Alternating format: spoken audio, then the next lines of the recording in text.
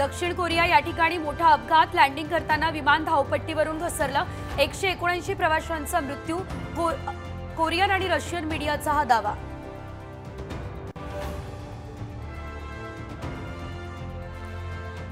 काश्मीरमध्ये हिमवृष्टीने जनजीवन विस्कळीत। रस्ते विमान वाहतूक ठप्प। जम्मू श्रीनगर महामार्गावरती 2000 लोक अडकले।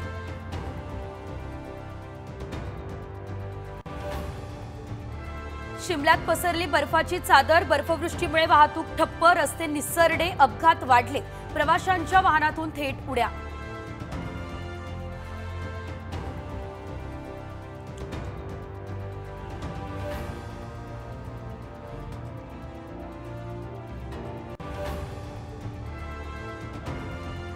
केदारनाथमध्येही प्रचंड बर्फवृष्टी। मंदिर परिसरात साचला 2.5 फुटांपेक्षा जास्तीचा बर्फ। आयटीबीपी आणि पोलीस कर्मचारी सुरक्षेसाठी तैनात।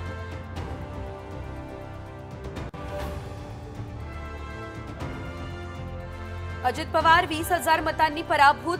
महायुतीला केवळ 107 जागा। आमदार उत्तम जानकर यांचा खळबळजनक दावा। ईव्हीएमचं थेट गणितच मांडलं।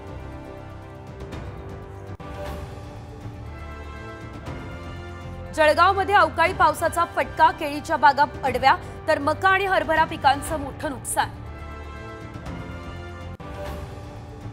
भाव मिळत नाही यामुळे शेतकरी संतप्त। भाजीपाला रस्त्यावर फेकला। संभाजीनगरच्या पैठण तालुक्यातला हा प्रकार।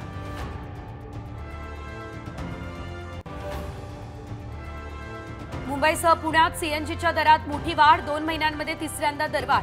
टॅक्सी रिक्षाचं भाडं वाढण्याची शक्यता।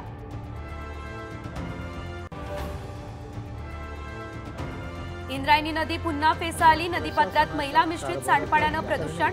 वारकऱ्यांचं आरोग्य धोक्यात।